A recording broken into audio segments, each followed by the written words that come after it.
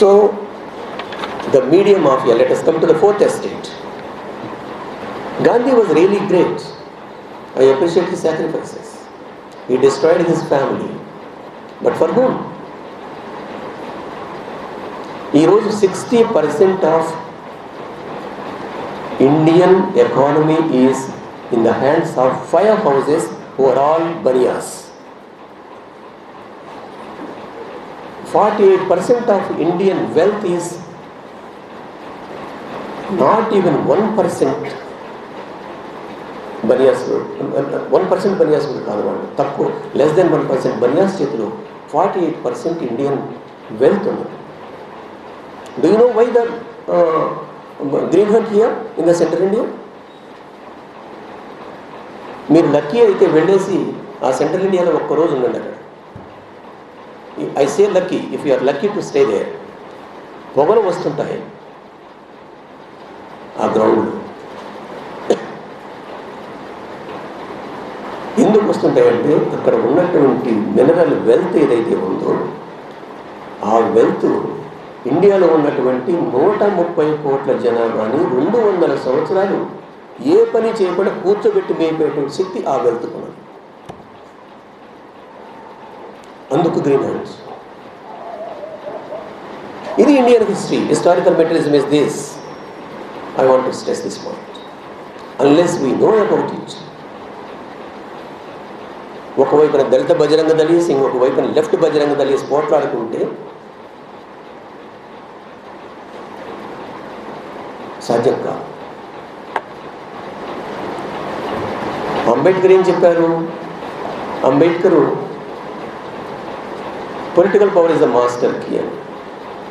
But that is a very small statement what he made. Kanshiram గారు BSP పెట్టేసేసి ప్రభుత్వం నేర్పరిచాము, వీళ్ళందరూ కూడా మేమంతా ఎమ్మెల్యేలు అయితే మేమంతా గవర్నర్ అయిపోతాం.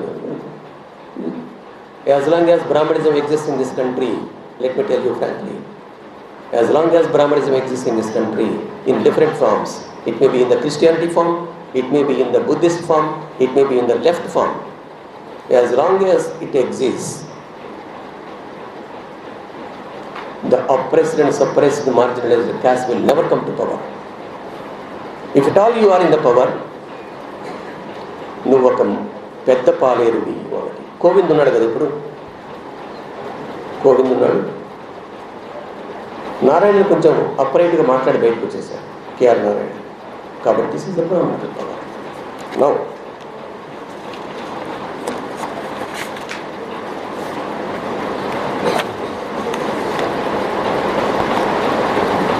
ఇదే కాంటెక్స్ట్లో నేను మొత్తం లిటరేచరు, యాక్చువల్గా ఇండియన్ హిస్టారికల్ మెటీరియలిజం మీద ఒక బుక్ రాయడానికి నేను లిటరేచర్ చూసినప్పుడు నాకు ఎక్కడ కూడా ఇండియన్ ఎగ్జాంపుల్స్ కనపడలేదు. either the literature written by Westerns or Indian intellectuals. దేవి ప్రసాద్ చటోపాధ్యాయ గారు చాలా మహా గొప్ప పండితుడు వాస్తవంగా. ఈరోజు కొన్ని విషయాలు చెప్పాలి మీకు. దేవి ప్రసాద్ చటోపాధ్యాయ అనేది ఒక గొప్ప పండితుడు. ఎంత గొప్ప పండితుడు అంటే మనం ఆ పుస్తకాలు చదవాల్సినంత పండితుడు.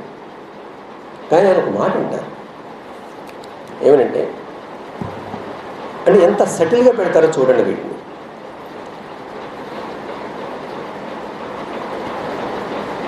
అనేక కాలాల పాటు, నేను కరెక్ట్గా చెప్పలేకపోతున్నాను, బట్ అనేక కాలాల పాటు ఆచరణలో ఉన్నటువంటి ఆచారాలని వ్యతిరేకించటం అనేది తప్పు కాదు. చాలా బాగుంది కదా స్టేట్మెంట్. తర్వాత నెక్స్ట్ స్టేట్మెంట్ చూడండి, తప్పు కాదు. ఆ వ్యతిరేకించిన వాళ్ళు వితంతు వివాహాల్ని, తర్వాత సతీ సహగమనాన్ని, కుల అండ్ అంటరానితనాన్ని వ్యతిరేకించినటువంటి రాజా రామ్మోహన్ రాయ్, ఈశ్వరచంద్ర విద్యాసాగర్, గాంధీ, మహాత్మా గాంధీ లాంటి వాళ్ళని మనం గౌరవించుకోలేదా అంటారు. ఆయన పుస్తకం మొత్తం చదివితే భారతీయ తత్వశాస్త్రం పరిచయ వాక్యాలనే పుస్తకం ఉంటుంది.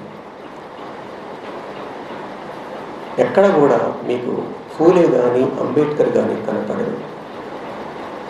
Is it not academic untouchability by the great left intellectual?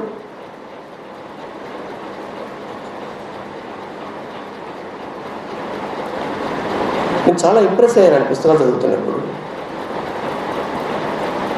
Illusion and reality,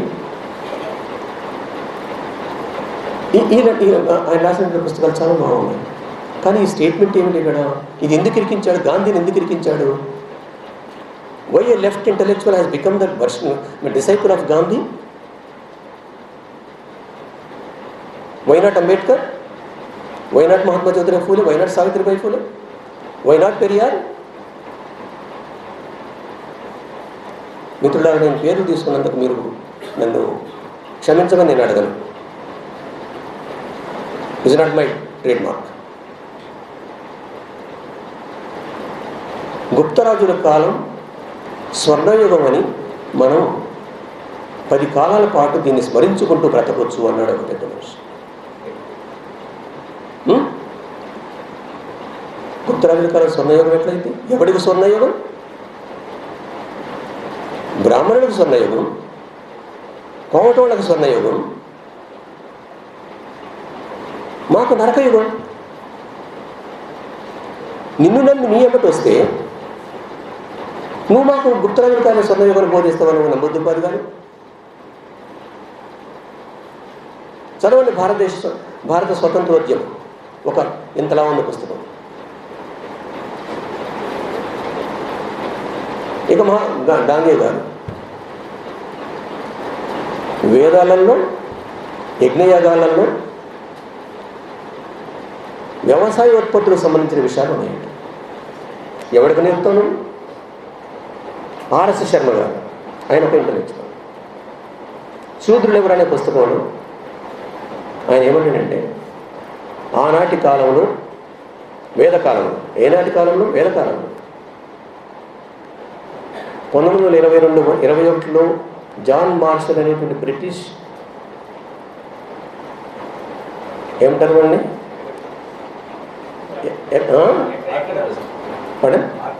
archaeologist వచ్చి వేదకాలం కాదు పిచ్చోళ్ళారా, అంతకన్నా ముందు బ్రహ్మాండమైనటువంటి అండర్ గ్రౌండ్ డ్రైనేజ్ పెట్టినటువంటి సింధు నాగరికత ఉంది ఇక్కడ, కులాలు లేవు అక్కడ, వర్గాలు మాత్రమే ఉన్నాయి అని చెప్పినటువంటి మార్షల్ చెప్పేంత వరకు మన చరిత్ర వేదకాలం చరిత్ర.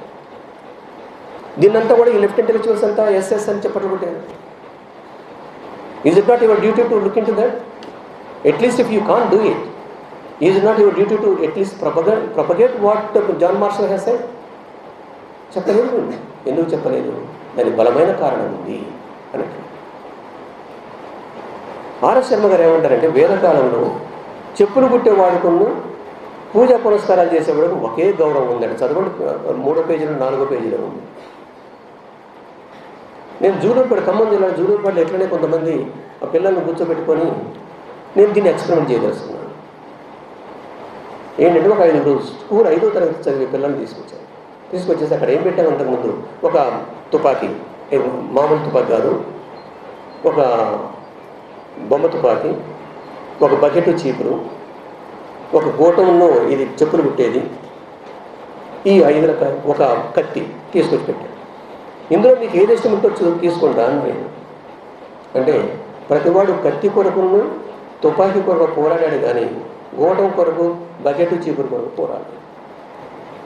But this RS Sharma doesn't have brain to talk about that. How can we accept him? He is a leftist intellectual.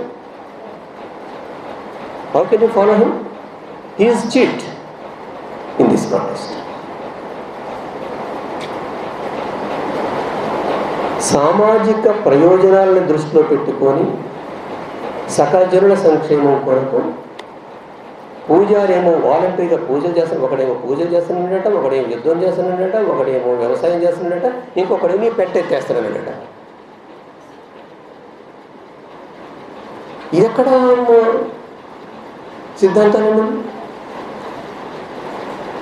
I want you to go into these details because what is Indian history, real history అనేది మీరు ఆలోచిస్తారని చెప్పేసి ఇక DD question I have highest regards to you. But I will tell you, wherever there is a necessity for fixing the Brahmanism, these people escaped from that. They skipped that context.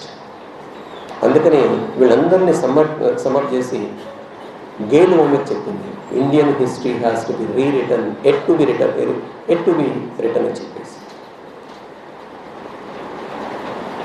అందుకని మిత్రులారా, time అయిందా?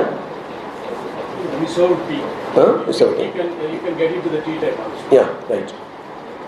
So ఈ సిచ్యువేషన్లో మనము చదివేటప్పుడు we must try to read in between the lines written by Brahmans. Unfortunately నేను మొన్న ఒక 2 ఆర్టికల్ ఆంధ్రజ్యోతిలో రాశాను. 50 years నక్సల్బరీ అని, ఆధునిక సుగ్రీవుడు అని. దీంట్లో ఇండియన్ హిస్టారికల్ మెటీరియల్ గురించి మెన్షన్ చేశాను. 1917లో గుర్తుపెట్టుకున్న మిత్రులారా, 1917లో రష్యన్ విప్లవం జయప్రదమైన తర్వాత Indian priest craft became more alert than Indian toiling masses. This Indian priestcraft has planted M.N. Roy in Tashkent. M.N. Roy destroyed Indian Communist Party, number 1. Then almost all the ideologues are from upper caste Brahmins. ఎందుకు వీళ్ళు ఇంత తొందరగా దాన్ని తీసుకున్నారు? Marxism అనేటువంటి ఒక మహత్తరమైనటువంటి మహోన్నతమైనటువంటి పదునైన ఆయుధాన్ని వాళ్ళు ఎందుకు తీసుకున్నారు?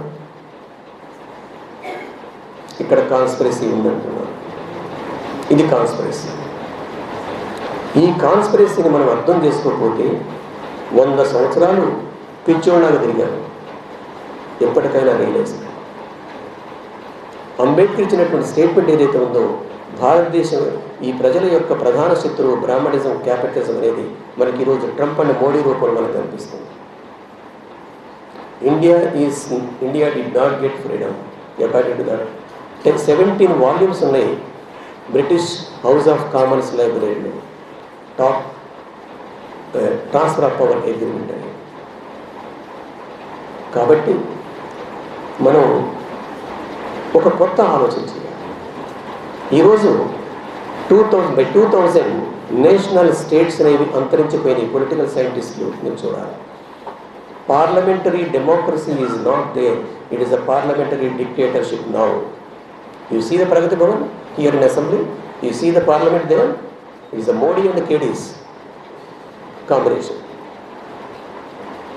It may be with politics, but every individual, every human being is a political animal. కాబట్టి we have to talk about it. అందుకని మనం ఎజెండాను మార్చాలి. నేను ఎందుకని సివిల్ లిబర్టీస్ వాళ్ళకి తర్వాత ఇక్కడ ఉన్నటువంటి యాక్టివిస్ట్ మొత్తం నా అపీల్ ఏంటంటే, మీ ఎజెండాను మార్చాలి. ఏ ఎజెండాను మారుస్తారు, ఎట్లా మారుస్తారు? I am not competent to say that, but I feel that there is a shortage, there are lapses, you have to fill it up. ఈరోజు మేము దీంట్లో 20 to 40 years వాళ్ళని ఎక్కువగా ఎందుకు ఇన్వైట్ చేశానంటే, I am scared tomorrow maybe ILI is the target, or Samasivara is the target, or any one of the target. ఈరోజు మనం ఉన్న పరిస్థితి ఏంటంటే, అయిపోయిందా? వస్తుందా? 5 minutes, last 5 minutes, or 10 minutes for you. నైముల్లర్ అని జర్మనీలో ఒక పోయం రాసుకుంటాడు. 1933 హిట్లర్ వచ్చిన తర్వాత వాళ్ళంటే brown shirt volunteers, Hitler private army, ఇప్పుడున్నటువంటి ఆర్ఎస్ఎస్ ప్రైవేట్ ఆర్మీస్, సనాతన సంస్థలు, లేకపోతే బజరంగ దళం. కాబట్టి వీటి నుంచి మనం బయటపడాలంటే we have to get United. నిన్న ఒక ప్రశ్న వచ్చింది. తర్వాత నేను కొంతమందితో పెద్దవాళ్ళతో డిస్కస్ చేసినప్పుడు, బీసీలకు ఎస్సీలకి యూనిటీ వస్తుందా? ఎందుకు రాదు? మనం కనుక సీరియస్గా ఆలోచించినప్పుడు, కమ్యూనిస్ట్ పార్టీలో పనిచేసినప్పుడు, బ్రాహ్మణ కమ్యూనిస్ట్ పార్టీలో పనిచేసినప్పుడు ఇక్కడ మనం ఎందుకు తీసుకొచ్చుకోలేము? కాబట్టి మిత్రులారా, నా అపీల్ ఏంటంటే, ఇండియన్ హిస్టారికల్ మెటీరియలిజం అనేది ఒక separate entity which is not akin to European historical materialism. South Indian historical materialism is different from north Indian historical materialism. కాబట్టి దీనిలోకి మీరు వెళ్ళాలని చెప్పేసి మీరున్నటువంటి మీరు ఎంత research scholars, academicians, social sciences వ్యక్తులుగా ఉన్నారు కాబట్టి, యాక్టివిస్టులు ఉన్నారు కాబట్టి దానిలోకి మీరు వెళ్తారని చెప్పేసి నేను అనుకుంటున్నాను. కులాల ఆవిర్భావానికి వర్గ సమాజం నుంచి, సింధు వర్గ సమాజం నుంచి కుల సమాజం రాయటానికి బల ప్రయోగమే. రీసెంట్గా 2011లో విజయవాడలో ఒక మీటింగ్ జరిగింది. ఐలయ్య గారి బుక్ ఉంది, పోస్ట్ హిందూ ఇండియా అని. ఆ పుస్తకంలో నన్ను ఇంట్రడ్యూస్ చేయమని చెప్పారు. నేను ఇంట్రడ్యూస్ చేసేటప్పుడు ఋగ్వేదంలో ఉన్నటువంటి ఇండియా బాగుపడాలంటే ఋగ్వేదంలో ఉన్నటువంటి 10వ మండలంలో పురుష సూక్తాన్ని విత్డ్రా చేయాలి, భగవద్గీతలో ఉన్నటువంటి చాతుర్వర్ణం మయా సృష్టం అనేటువంటి ఆ యొక్క శ్లోకాన్ని విత్డ్రా చేయాలని చెప్పి, ఒకవేళ మీరు వాటిని విత్డ్రా చేయకపోతే ఇదిగో నేను ఈ విధంగా ప్రచారం చేస్తానని చెప్పాను. ఐలయ్య గారు ఉన్నారు ఇక్కడ, లేకపోవచ్చు. ఏం చెప్పానంటే బ్రహ్మ నోటి ఎగ్రీ, బ్రహ్మ నోటి నుంచి అందరం పుట్టాము అనుకున్నాం. ఎగ్రీ దట్ బ్రహ్మ నోటి నుండి మోసగాళ్ళు పుట్టారు, భుజాల నుంచి రౌడీలు పుట్టారు, తొడల నుంచి దోపిడిదారులు పుట్టారు, పాదాల నుంచి శాస్త్రవేత్తలు పుట్టారని చెప్తాను. Thank you.